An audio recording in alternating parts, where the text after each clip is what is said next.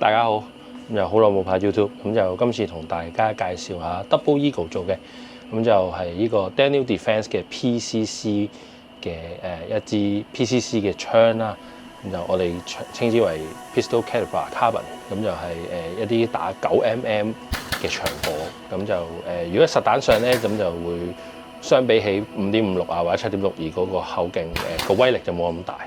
咁又同埋9mm喺比賽入邊可能實彈嘅市場入邊比較雜食，咁就多啲容易揾到啦。咁就所以 PCC 就因此因為可能子彈嘅價錢啊成啊，咁就令到佢普及咗，咁就從而變咗有好多 Airsoft 嘅 product 而家出現咗出嚟。OK， 咁就今日我哋會同大家介紹呢支 Daniel Defense 嘅 PCC。咁就 OK， 咁就一開波咁我哋會講下啦。咁當然你而家會見到我依支嘅槍咧就會同原裝係有啲唔同嘅。咁我而家淨係換咗依個 carbon， 我哋嚟緊會出嘅一套 kit 啦，咁就會係 carbon 骨啦，有埋襟頭啊，有啤佬啊，有成噶啦。咁就價錢都係同之前應該差唔多。咁我盡量睇下可唔可以計得再平翻少少大家啦。咁就大家一齊去支持，咁就一齊去玩呢個長火嘅比賽同埋活動啦。OK， 咁就一翻到嚟啦。咁呢支槍其實我又唔係話好多時間去玩過嘅。咁但係第一印象就係呢支槍打出嚟個感覺唔錯嘅。啲槍嘅 trigger box 啊，佢啲 internal 啊，咁我雖然我冇打開過嚟睇啦，咁但係如果你話純粹扣壓上咧，咁佢係我係自己係幾中意呢支槍嘅，係啦。咁呢個扣壓感咧係不錯嘅，我自己覺得我自己係幾中意個扣壓感嘅。咁當然你話佢係咪可以去到我之前嗰支 Savia 魔改嗰種嘅程度咧？我又覺得未至於可以一步到位去到嗰啲嘅魔改嗰啲 trigger 嘅感覺。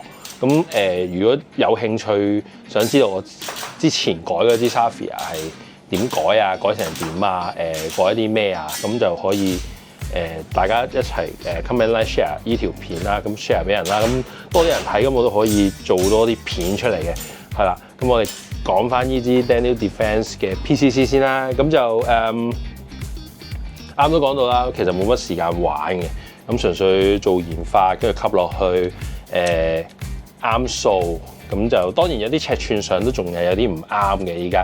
咁例如你一會見到火舞呢 part 啦，咁就因為我始終冇打過實彈 PCC， 或者冇朋友有呢啲咁嘅相關嘅零件啊，咁就冇機會喺外國可以叫你大約度個尺寸俾我都係純粹睇相嚟畫嘅。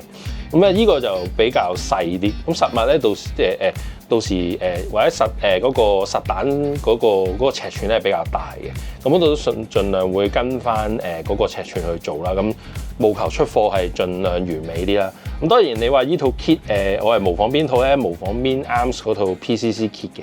咁佢有套 PCC kit 就係又係都係咁樣，有 carbon 骨啊，有外管啊咁成啊，咁就變咗一支上年啦，我冇記錯應該係上年嘅Mini Rifle 同 PCC 嘅世界賽咧，咁美國隊咧我冇記錯睇落咧都攞幾多獎嘅，咁都幾多人係用依個款嗰條骨嘅。咁當然實彈咧就會佢哋嗰支應該係再長啲嘅，唔記得幾多寸啦。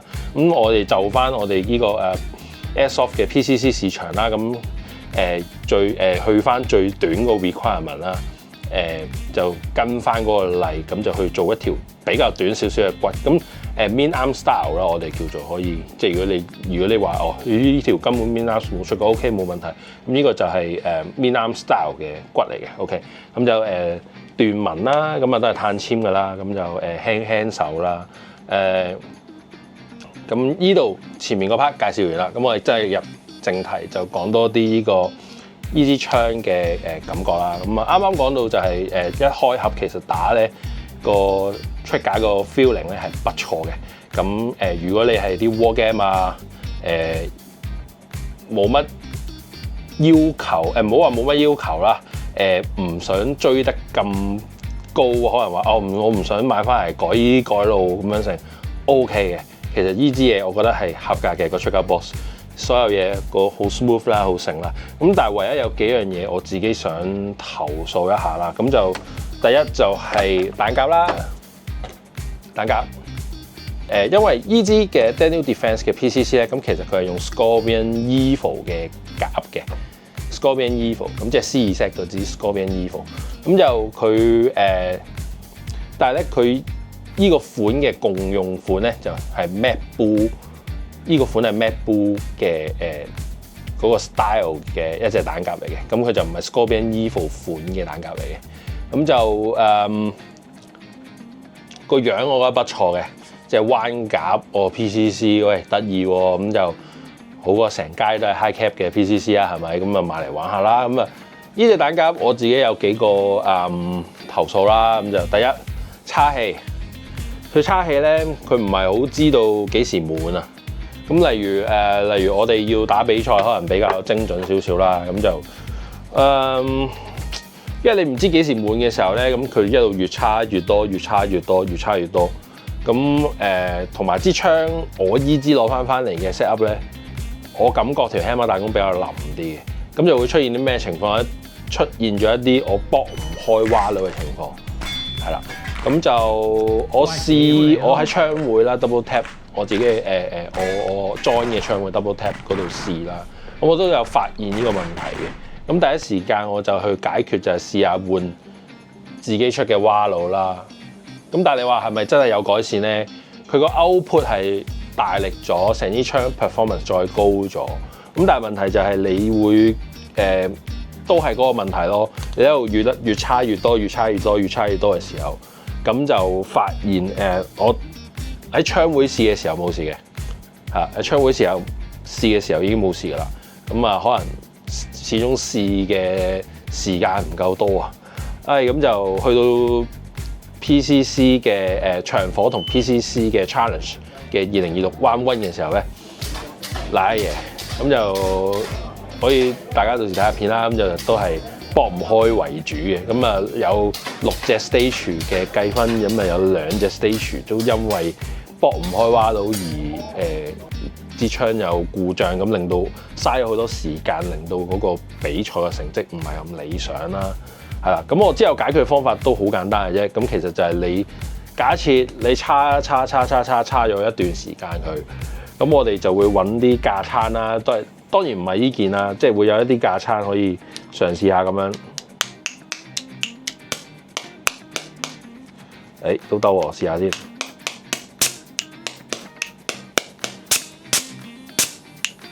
係啦，咁樣即係當然唔會搏咁多下嘅。我啱啱都係示範，因為求其揾一件架撐嚟試下搏開個蛙佬。咁我哋就會打 around， 我自己係會搏，即係會有一個概念就係例如我啱啱打咗嗰隻係29飛，我大約用咗29 round 咁樣好啦，假設。咁我就會大約叉翻8至10秒氣，咁跟住咧就攞件架撐搏2至3下，係啦，就係咁樣咯。咁如果例如啱啱嗰隻打幾飛嘅，咁啊可能差1-2秒，跟住又搏翻1-2下咁樣去嘗試玩住先啦。因為其實你話解決方法唔係冇嘅，你可以用一啲磅啊，用啲精密儀器，用啲磅啊去磅啊。但係問題，我始終今場係我承認我自己唔夠時間去做一啲咁多嘅測試啦，咁我就冇乜一啲 data 可以 support 到自己究竟呢隻夾我撈咗咁多飛，跟住就係打入面幾多氣，咁啊邊一個嗰個氣嗰個重即係成隻夾個重量連埋氣係幾多先係一個叫做最佳嘅情況咧？咁因為始終佢隻夾可能個氣缸比較大啊，咁始終佢氣比較多嘅時候咧，咁變咗上邊嗰啖嘢就太多氣，咁啊變咗好多時候就會有爆氣啊。efficiency 唔係咁好啦，因為你其實太多氣，但係你上邊做唔到咁多嘢嘅時候都唔係咁好嘅。咁所以我都跟住有啲嘢改咗嘅。咁就先，但係唔講內部住啦，咁我哋繼續講夾啦。咁 OK，咁就即係呢個就投訴完啦，我或者係叫俾啲意見啦。咁睇下可唔可以廠方可以改翻一個蛙佬咧，係入氣可以係好似 Marui High Cap 咁樣，滿咗會流翻晒啲氣出嚟嘅。係啦。咁睇下可唔可以改到啦？如果改到就更加好啦，係啦。咁就蛋夾完啦，咁就跟住咧就因為呢隻夾啱啱都講到啦，就係呢個 Daniel Defense PCC， 咁就用 Scorpion Evo 夾。咁呢隻款咧就係 MacBook 嘅款嚟，咁就好唔好彩？其實喺依家 Airsoft 嘅市場上面啦，咁相對上係或者香港啦，暫時都未揾到一個可以用到佢嘅 pouch 嘅。咁當然我聽到有啲行家話，返緊貨，俾啲耐性等一等。咁但係如果趕住比賽嘅時候，咁就因為始終未翻到貨，咁我冇辦法。咁我就自己畫咗一隻for 呢個 Daniel Defense 嘅PCC 即係 Scorpion Evo 夾嘅 pouch 係啦，咁就擺落去啦。咁跟住呢度可以較鬆緊啦 ，OK。咁我呢隻係快拆式嘅，咁就係 Blade 嘅一個 adapter 啦 ，Tag Lock Kit 好似叫做咁上下啦，我都唔係好記得啦。咁跟住可以擺翻落去啦。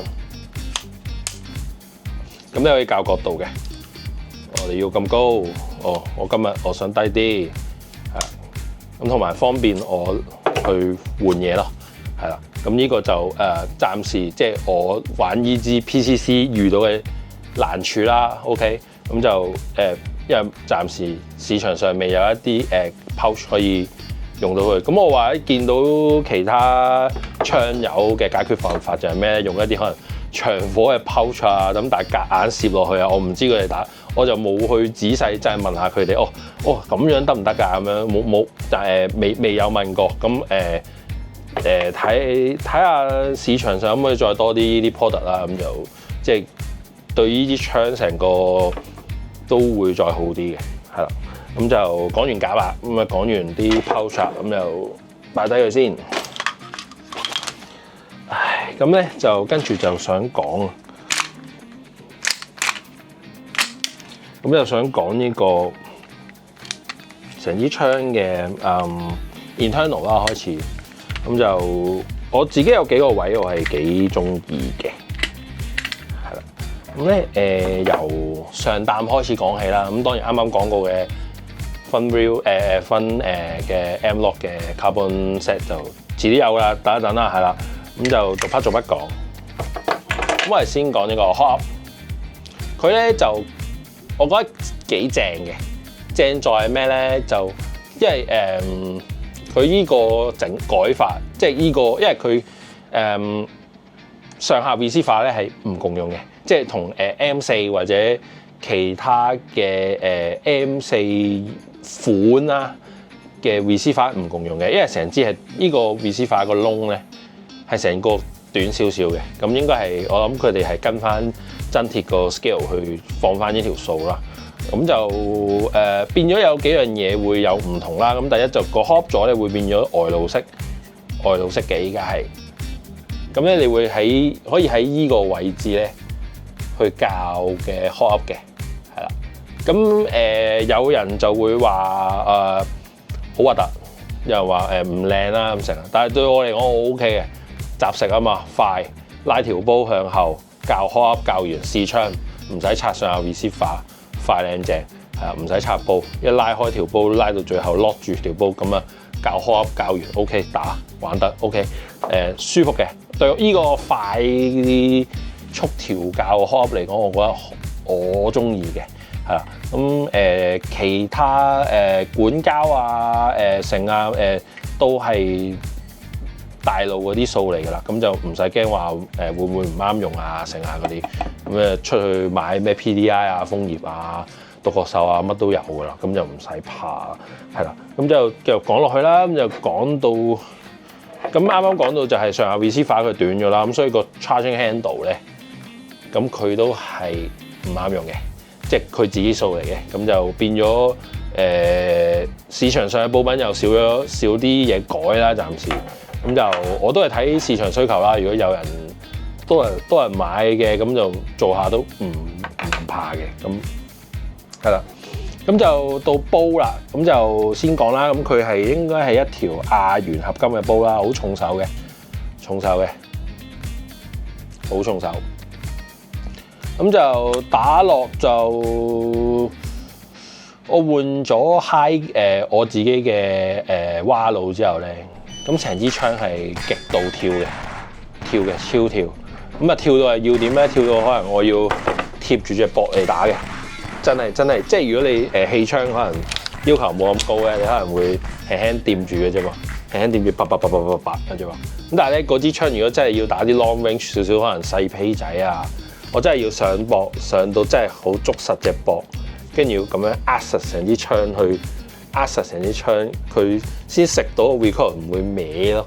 係啊，咁就個 performance 係幾勁嘅呢條煲，即係因為佢重啊嘛，咁我個 recoil 咪勁咯。咁如果競技上咧可以改就係改呢個可以改翻我有出嘅尼龍嗰個尾啦。咁但係今次比賽我就冇改嘅，乜嘢都冇改，試下乜嘢都唔改，擺落去玩下啦，咁就 OK 啦。我自己覺得即係當然自己疏於練習，但係其他友都覺得可以接受嘅。係啦，咁就再講到條煲啦。咁條煲咧就我自己有幾個改動嘅。咁第一啦就我會喺個煲底咧轉咗個窿。點解咧？其實你最主要就係你條煲咧，佢冇位走氣，因為爆氣爆得好犀利。我一開頭2、3夾試槍喺槍會度打隻 stage， 你會見到我支槍哇，成啲氣。即係嗰個 efficiency 即係直情喺條槍管度係咁爆氣爆晒出嚟，邊度有氣就邊度走咁滯。咁所以我轉咗個窿，點解咧？其實你要佢個行程其實就係你開火啦，咁咯，呢度啲氣咁樣走出去啦 ，OK， 啲氣走出去，咁跟住過咗啦嗰個氣，跟住就嗰個負壓就會嗰個氣壓區唔同咗啦。咁跟住就會向條飛鏢向壓前啦，咁跟住啲氣就向後行噶啦嘛。咁嗰陣時咧向後行啦，咁呢個仲喺 hold up 咗嗰度嘅。咁呢件嘢會咁樣拉噶嘛，係咪？咁而你喺度拉，其實入邊就係一堆氣壓喺度幫你做緊 ball back 噶嘛。咁但係如果你行到盡嘅時候咧，佢其實理論即就咁睇係冇窿，即係如果依家原裝計咧，佢係冇窿走噶。你冇窿走嘅時候咧，如果啖氣即係實在太多嘅時候咧，咁佢冇窿走，咁佢咪變翻氣化唔切，咁佢咪白氣咯，即係嗰啲噴白煙咯。咁你一噴白煙嘅時候就會有幾個問題啦，因為你始終佢係凍嘅氣體嚟噶嘛，係咪？壓縮氣體都會凍嘅，咁呢啲會凍嘅。咁一路凍嘅時候咧，咁如果你落過呢啲膠嘅位，佢一路凍落去嘅時候咧，成支槍嘅 efficiency 咧就會開始唔同噶啦。咁就你越打佢係打得出啊，你係咁噴白煙嘅時候佢都打得出啊。但係你一路打佢就個 efficiency 一路低，而我哋可能追緊個槍速，可能要跟翻我哋個 beat 嘅節奏嘅時候，如果佢都係一路噴白煙，咁佢一個 cycle 會一路慢啦。咁甚至去到 ball back 唔到嘅時候，咁你就會成支槍因為呢個 set up 就俾你。即係呢個 set up 就會令到我哋打我哋嗰個我哋想打個節奏打唔到出嚟咯，係啦。咁因為始終比賽就係爭分奪秒嘅事啦。咁我自己 set 槍上咧，我就唔係好中意見到有氣化即係爆氣嘅情況，氣化唔到啊。咁所以我就嘗試轉個窿喺度嘅。咁但係轉咗個窿之後咧，就打比賽。佢冇咁爆氣，咁但係始終都有爆氣嘅情況。咁但係呢一刻我都唔係好confirm 到究竟係夾太凍啦，定係點樣？因為成支槍我好老實就係掂咗嘅時間真係唔多啦。咁就我會遇到嘅問題就係，如果我試過我可能吹暖少少隻夾啦，吹暖少少隻夾嘅時候咧，咁佢會。個 hammer 我俾我嘅感覺係佢偏腍嘅，呢份嘢偏腍嘅，我相對上我覺得啦，咁佢會駁唔開個蛙路，咁成支槍你又會究竟搞乜鬼咧？咁即係你又要 find out 個 problem 係夾問題啊，定係咩問題？咁我記得我打比賽第一隻 stage 係有吹暖少少，咁變咗就係吹暖咗之後，但係第一槍係駁唔開，咁我跟住之後，大鑊！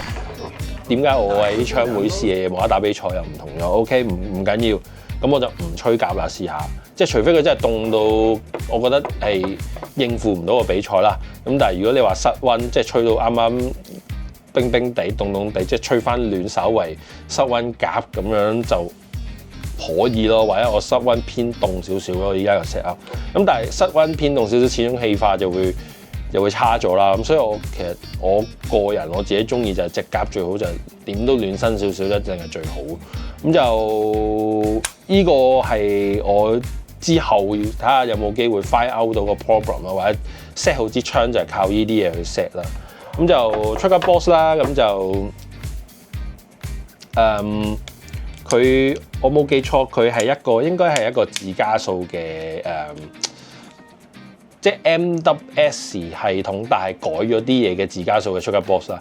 咁變相你依個 Aftermarket 你要換啲補品落去咧，咁應該都有啲難度嘅。咁睇下會唔會有啲其他廠可能真係有興趣，可能幫佢改翻做分體式個成個 Trigger Boss 可能出個新嘅，可能但係用翻啲 internal 入邊嘅件啊成啊，咁睇下有冇廠去做啦。如果唔係嘅話，就呢個 Trigger Boss 就應該就只可以打原裝去修改佢咯。咁就我都有興趣試下拆開佢，咁睇下可唔可以拋光下，咁等佢再 smooth 少少。但係你話係咪唔 smooth 唔成？唔係，已經好正嘅。其實我真係覺得，如果開合槍計，我覺得好好噶啦。咁但係可以再有進步空間啦。咁就 receiver 就同 Trigger Boss 講到呢度啦。咁啊，美通都係一般嘅MWS 數嘅嘢嚟嘅，係啦。咁就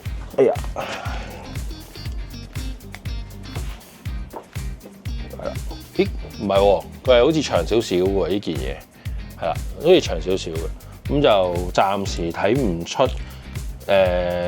暫時都唔係好知道佢究竟係咪共用啦啲嘢。OK， 咁就我估都 OK 嘅，因為都呢啲都唔難到大家去做 DIY 嘅。如果呢啲要改筆法嘅話，咁就原裝開合槍嚟講，我覺得我打完比賽。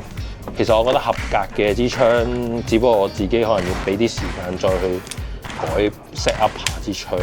咁同埋好老實就係自己打比賽冇乜練習，咁啊變咗打嗰陣時個心態都係求唔好炒咁多拍牌啊，唔好食咪食 low shoot 啊，唔好咁進取咯。咁所以成績就普普通通。我覺得自己同上年最尾嗰場，我覺得自己打得幾好嘅，咁但係都係好似有啲槍好似有啲問題嘅。咁有啲 Xavier 又之後就再講咯。